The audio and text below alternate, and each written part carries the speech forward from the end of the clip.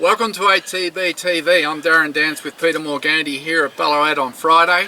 As you can see, we're all jumpered and rugged up. 12 degrees, feels like about 6. It's a strange country we live in. Queensland today, 39 degrees and humid. Auckland, underwater. Victoria, 25 2 days ago. 12 today.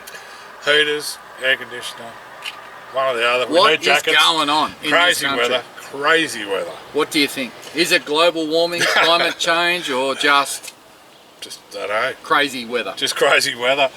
The bomb, it's pretty hard to predict what's going to happen, but anyway. And the weather last night when I was driving to Pakenham was horrendous, but I'll talk more about that later. That was a good trip, Darren? That West Gate. Uncle Dan, for God's sake, get that tunnel finished. One lane over the West Gate is a nightmare.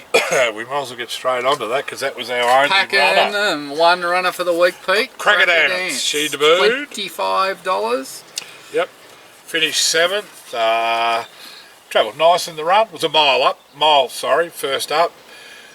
Travelled nice in the run. The first three got away from the pack. She sort of held her ground with the rest, typically of a mare that'll appreciate getting over a trip in time. And with the rain we had, typically you would think he'd be running around on good fours this time of year. Probably heavy 8, Ethan Brown might have even suggested. Not that Ethan rode the horse, but Bo Mertens rode, but I think you spoke to Ethan and he said, no, that's a very heavy track. Well, that's ridiculous. Like, we put her out because it was too wet through winter, and said we'll race her over summer because she doesn't appreciate the wet track. And we turn up day one with no expectations. We just wanted to get a run under her belt and have a look at her. Yep. And here we find ourselves on a soft 6 officially, but closer to an 8 according to the jocks. And then we walk away going, we don't really know anything more than we knew before she raced. They picked this out about 3 weeks ago, this race. So anyway, look, her run was fair. As you said, the first 3 are probably in a better class. She's only having her first ever start. I thought she travelled nice. There was a lack of speed and they kicked and she was dour. Bo Mertens did say in the post-race that her last 50 was probably her best. She was hitting through the line, so she mightn't be a superstar yet, but I want to see her over 2,000 and 2,400 before we judge her. And she looked magnificent. And I thought it was just a pass mark, all things considered, with the ground and the weather. But I must say, I left home at 3 o'clock, Pete. Yep. For the 6:15 race. Got there at what? 6:22. Do they run it late? No, I missed the race.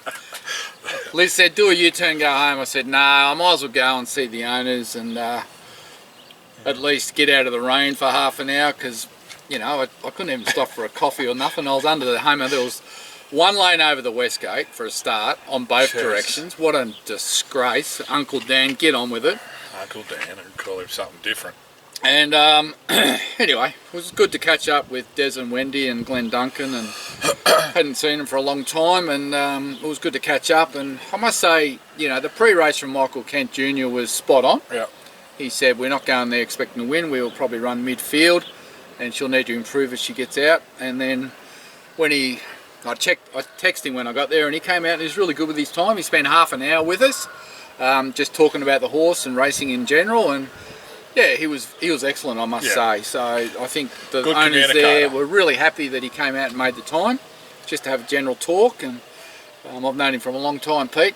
I remember when he was riding Tactor Boystron at Werribee. That's right. When he was set for the Cups, and then we all caught up in France years ago to watch him running those big races at Longchamp. So no, he was excellent with his time. So he's not just good analytically; he's good actually getting it across too. As a communicator, he's really good at his stuff. And I've always found he gives time. He's spot on. That's what the owners want. Yep. No, he's the new generation. So that's good. So yes, and then I don't know how long it took me to get home. About 2.5 hours again. It's a cruisy trip. I'll never go over that West Gate again. I will go around. Who'd you annoy on the phone all the way there at home? Oh, Mum got a bit of a head passion. Liz got a bit of an earful, but she went to bed, and then I had to talk to Mum till I got home. But anyway, it was a nice leisurely 5.5 hour round trip. She'll typically, and we've seen a few examples of a staying type, need time, which obviously said and need racing. And need racing, because they don't, a sprinter you see it pretty early, and they go. Ready, set, go. And they still improve, but a stayer, Shine and Dandy, might have been talking about him. Like, you know, he's won 2 races now, one first up last week, as we explained. They just need ground, time, maturing. They need to get their breathing, their travelling, the whole lot right. And I think it's the training, that the foundation training and all that, it's different. Like, you can throw a sprinter out in the paddock for 12 weeks, bring him back, get him going. I think once you get a stayer there, short, sharp spells, bring them back. Don't, you know, you just got to keep working on them. They're tough. They need a lot of work. And they're tough, generally a tough breed. Just remember, Crackerjack King, the sire, by Shamadale, he's a dry track horse. Yeah. Yep. And we end up on a wet track. There you go. Disaster. Anyway, she'll hopefully, like you said, we'll see her in we'll see her over 3 weeks, 2000, and we'll judge her we'll after see a couple improvement. Of Yep. So that was all. We got runners 3 across the weekend. 1 today. Frank Az at Canberra. Matthew Smith. First starter by Frankel. Yep. Hasn't shown a lot in the trials. You'd know more about it than me. Look, we're not expecting anything. Once again, this horse is a stayer. Yep. And we're giving him a couple of runs this prep. Yep. To try and season him up, so that when he does go to the paddock and come back next prep, he will be more seasoned and tougher. And it's just typical of what we're saying. In their first prep, it's very rare that you get a detonator jack that just goes bang bang. This horse does a lot wrong. He overdoes it, a little bit like Shine and Dandy when Danny O'Brien had him, just overdone it all the time. So he's going to have 2 runs probably. We're not going to expect much, and then we'll tip him out and bring him back. He's still immature, and he's still doing everything wrong. But unless they just need racing, you know, they just need a couple of runs to work out what it's all about and get on with it. So he'll go around at Canberra today at 40-1 with no expectation. Young girl Alan Hennessy, can't say she's ridden one for us before. Barrier 4. Never heard of her. Canberra, lovely big track. Is it? Yeah. Never. Oh, well, I presume. I've been there once, Pete. I presume they're on the grass and not the Cinto. Righto, we'll get into a couple that Now, might give us a little bit of fun tomorrow at Sandown. Now, just Sandown tomorrow, I am taking the train. I am not going over the West Gate. Well, you don't have to go as far. But, yeah, no, I don't know what order these. Deno Jack's up first. Right, John Allen, 1800, benchmark 100, similar race to last start. There's probably a little bit more depth in this race and bigger numbers. He's been well backed. Is he? He's sort of open 220, and then just listening the radio in the morning. Yesterday he drifted out, and today's been backed in again to 215, 225. I haven't looked. Gate 11, that's not going to matter. He just sort of tends to just sit out the back. I think Johnny Allen might ride, how do I word this, more conservatively, sort of track him into the straight, get into the straight, and then make a move rather than troop right up to him at the 300. And then he's funny, not a funny horse, he's a good horse, but he never wins by a great margin once he gets there. So it's a bit of timing with what you do with him. Yeah, I think. Look, everyone was jumping off the bridge the other day when he got beat by Sosi Bond, who's a very, very good horse. Yeah. I think we learned a little bit about Detonator Jack at his last run. Yep. I think we learnt that he's got such a tremendous turn of foot that when you kick him up and go for him, he's going to run, he's going to explode and go 11-11 for 400, and then he's going to run out of puff and run a slow last sectional. So I think it's about timing. I think it's about not being so far back, and I think Johnny will be very cautious not to go for him until probably the 400, because he's got that 400 metre sharp sprint, and he could probably pick anything up if he's in striking range. So I think it's going to be a really interesting ride to see how much Jay Allen learnt from last time, because I know in the post race when he got beat, Johnny Allen was really dirty on himself. He said, I went too early and the horse just went too hard and I had nothing left. I don't think he'll make that mistake again. No. I just don't want to see him 14 lengths off him at the 500, because it's just too hard to make up that ground when you get against these better class horses. So I'd love just to see him travel nice and just creep into the race, and then put the hammer down at the 400 and be doing his fastest splits the last 400. And if he can't win like that, well, he's no superstar. Yeah, there's a bit more. It sounds silly because Sasipon is a nice horse. There's a bit more overall depth in the race. Yeah, it's a very even So field. it's not going to be where's Detonator Jack. You know, like sometimes jockeys can ride against the favourite.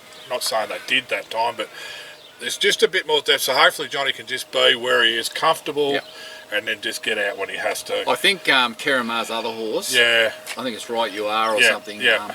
I reckon. My gut feeling is Karamar or Cornella this race. Yeah. So if you're going to back Detonator Jack, just take a little Cornella with the other Mar horse. Yeah. I think it's pretty good. But yeah, we know he's a good horse. They're both good horses. He just needs average luck and timing. You think of that run at Flemington first up. It was bad luck that nearly cost him, but it was good luck in the end because he only had that 100 metres to go bang. So he was there. He had to sprint for a little while. When Harry rode him, he did have to make a long, sustained run. But I think that field was a bit weak. He was just better than him. With 54. If this horse is 16 lengths last, I think they'll be calling for Ellen's head. Cost me a multi. Too. A multi? It cost me a So multi. you're dirty. A little one. You're dirty. Did you send the ticket off to Johnny's private email? Jay Allen, Bucks Party, in conjunction with Tommy Ryan. Have a guess where they're going? Las Vegas. Expect all their mates to go. Really? So he's getting married, is he? Yeah, been engaged to Emma for a while now, and I don't know when the match. Las Vegas. Las Vegas. So when you said that, I'm thinking, is that a suburb in Ballarat? Because someone was telling me they got the invite, checked out the flight fees for 10 grand? three grand there and back for whenever they're That's going. cattle glass. And then it's like, well, you wouldn't, you need more than $300 or $400 if you go to Las Vegas. Spending money. The rich and famous. Yeah. So anyway, there you go. All right. Well, good luck to him and Emma. Yep. Lovely couple. Yes. Let's hope we still like him after Saturday. Well, if some of Harry Coffey's just sitting in the wings. yeah. Saying, I'm 2 for 2, Johnny. Yeah, well, he's 100%. Don't make a mistake, Johnny. So he's 100%. Johnny must be rolled at about, 50. Would he be half? Got beaten the Derby, got beaten the other day, got 3 beaten from at 6. Ballarat. 3 from 6, Johnny. Watch No out. pressure, Johnny. Harry just sitting there. Well, if some of those blokes that have got invited to... Oh, no, they can't bet jockeys. I was just going to say, if you back Hasseltoff and he wins at $20 tomorrow, big odds. He's overs. He is overs. I'll leave $10 or $12 chance. I reckon he'll shorten up a bit. Gee, I can't work that out. Like, up in trip. So it's down in grade. It's a 78. Yeah. He's a 77. So he's not out of his grade. He's drawn well enough. Craig Williams back on. I know. Back up in distance to his right distance. Generally race well at Sandown. It's got me beat. Without win, I think all these win. It's got me beat while he's 20 to 1. For Flemington and Packer. Do they just look at his last run and say he can't win again? No, or he's out of his grade? I haven't studied the field real strong. I know There's not a lot of speed in it. No, and it's whether that's a factor. I mean, he goes back. Is it Lakeside or Hillside? Oh, I couldn't tell you. Because Lakeside's leaderish. Yeah, but whether there's just a couple of, I know those progressives through coming, because we are 3 weeks advanced on into autumn. Is there a couple there where I'm misreading that they're coming through? But Tom Davenix this morning said he couldn't have any better. Can't fault the horse. He'll run a great race, and he's got him running top 4. Beltoro was beat him last start. Is it in Detonator Jack's race? Yeah. So I mean, all right, it won it easy, but I reckon Hasseltoff was the run of the race outside him. Yep. And we're in a 78, and Beltoro's in 100. I don't know. I can't figure it out, but I think you want to load up the place at $6. Yeah, well, we're just talking to one of the owners, and he's already on at the 6. He said, I find that enticing. Very enticing. $6 a place. Jeez. Anyway, good luck to all the owners at Sandown tomorrow. Detonator Jack 250 you probably There get you by. go. So $15. We did the place, $15. It's good money, isn't it? Well, you hope you're alive after the first. Then it's good money. Well, for a while. So there it. That's it. 2 good each one. Oh, sorry, 2 good winning chances. Yep. No, looking forward to Sandown tomorrow. We're in race 8 and 9, so I'm not stuck there all day, Pete. Yeah. That's very civilised of the MRC. Field. Detonator yeah, Jack Hasseltoff of the quaddie as well. Wow, there just you for go. those You're we're talking into now. it, yeah. Imagine having 1 out of $20 chance in the last leg of the quaddie. You'd be thinking, I want to cash out. Would it be a good cash out? You'd be thinking to cash out. Yeah, I reckon I'd be. Anyone want to buy this ticket?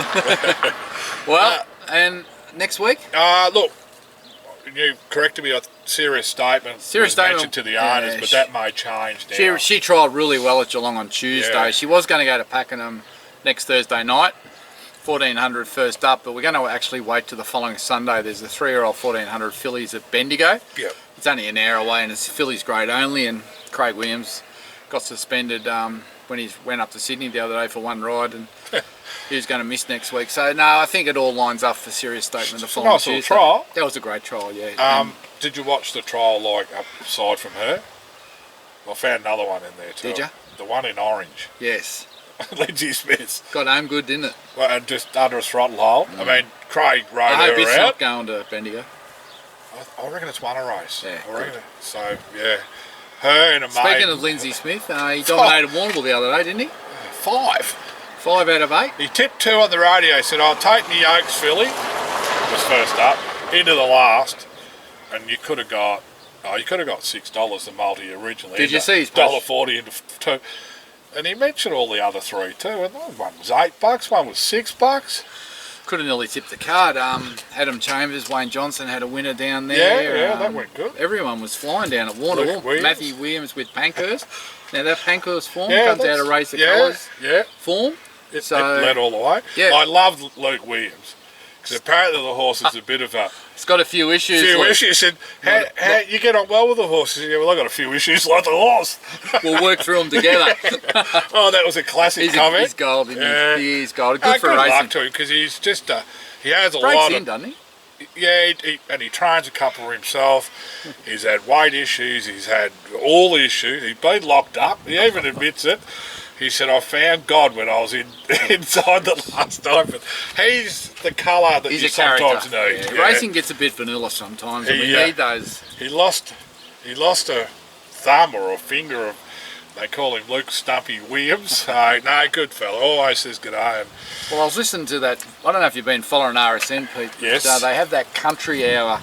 Yep. Have you been listening to that? There was a guy down at Sergi Beanie. Yes. How good was that interview? And he's mixed up with the Sydney Swans, and he was just following, and then got thrown a training jacket to help him out. 30 years later, he's still doing it. Life member, and no, there's some real characters in the game, but we don't hear enough about them. No. But I must say, since Andrew Bensley's joined RSN, God, he's...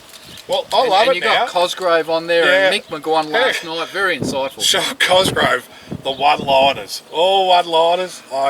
But they're good because they've got a good knowledge, but they've got a little bit of wit with them. Yeah. You know? And Mick McGowan's a great analyst, and I reckon it's great because it's all concentrating on Victoria. Like, don't worry about interstate. You know, they're on. But I've quite enjoyable. In the morning, I'm sort of travelling. I put it on, and they were it's on really last good. night with Pakenham, and John Cosgrove goes, oh yes, back in the 70s, I was strapping a horse up at Doomben, and Mick McGowan looked at him and he said, looking at you now, what do they call him, Cozzy? Looking at you now, Cozzy, you should have kept that career, because he put on a few pounds. Good. It's good value. Talking about big plunges and all this dodgy stuff they did with greyhounds, and it's fascinating to listen to. Just good old stories. I tell you what, if they had a Sportsman's like those two, they'd be worth going to, wouldn't they? Yeah, McGowan would have a few stories across the board. Gold. Yes. All right. Now, last week we were talking about roughies. Yes. Because we said Sean and Dandy got up at $34, and if anyone could think of any others that got up at big odds, we'd send them an ATB hat. Now, it's just going to cost me 4 hats. They rattled off 4 hats, Pete. Yeah. So, Karen Dunstan Capriccio. Yeah, well, Karen mentioned that she got 50s or 60s earlier, but official starting price was 40s. Yep. And that was that big Vegas race. Max Blackiston texting Clairvaux at 30s. I reckon we Cornellaed that race too with, I can't remember what the horse was. Flago maybe. Yeah. And then John Harris and Dennis Lewis send in La Passe. Yep. One got 50s and one got 60s. And it was back-to-back group wins. Yeah, that was they used to call La Passe the Quaddy Killer. Yeah. With Michelle Payne on board. That was the day he rode the horse to finish 4th to get some black type. What wins at 40s? She goes, I was going too good to run 4th, so I just went for it. Then won the Tristark at Caulfield, I think it was at $20 the next start. Yeah, and then ran in the Group 1 and went for the Rolls run and got hammered. That's right, I remember that. But yeah, so there you go, 4 hats on the way. Yep, and it's funny we just mentioned Falago. I reckon, remember the time we used to said to Weary, I just set him to that 2,500 metre. I reckon he won it about $25 or $30. He might have. Yeah, he might have. But they're our 3 or 4, Yeah, over the last probably, what would that be, 5 to 7 years? Gee, La Paso, You're going back a 2015. while. Yeah, 7 or 8 years, yeah. Because you got to remember, we lost 3 years. Yeah. When we didn't go to the races, Yeah, basically. that's right. With COVID, so we're all sort of We're stretching our memories back. Yeah, but anyway, they're on the ball. All right, well that's about all we've got for this week. So good luck for those racing today at Canberra and Sandown tomorrow, and then we'll see what unfolds. Shine and Dandy won't be far off, and a couple of others, Serious Statement or First Starter. So, and then there's a few others. Winding through. Nearly ready for trial stage. So heap of trials next week. So there's nothing on the market at the moment, Pete. We haven't sacked anything, or we're not selling anything at the minute. We're happy with the lot we've got. I actually had a look yesterday, including the yearlings. Under the racehorse category, including the yearlings, which is quite a few. I think there's 50 on the books at the moment. There you go. I don't know how many are in work, probably only 20 odd. But that's about where we want to be. Yeah, about 66%. It sort of works in thirds, doesn't it? Paddock, training, racing, roughly. No money in the paddock. Get them out. Get them into work. No green grass at the moment either. Shocking. All right, until next week, I'm Darren Dance with Peter Morganti. Have a go tomorrow. Win place. Detonator Jack has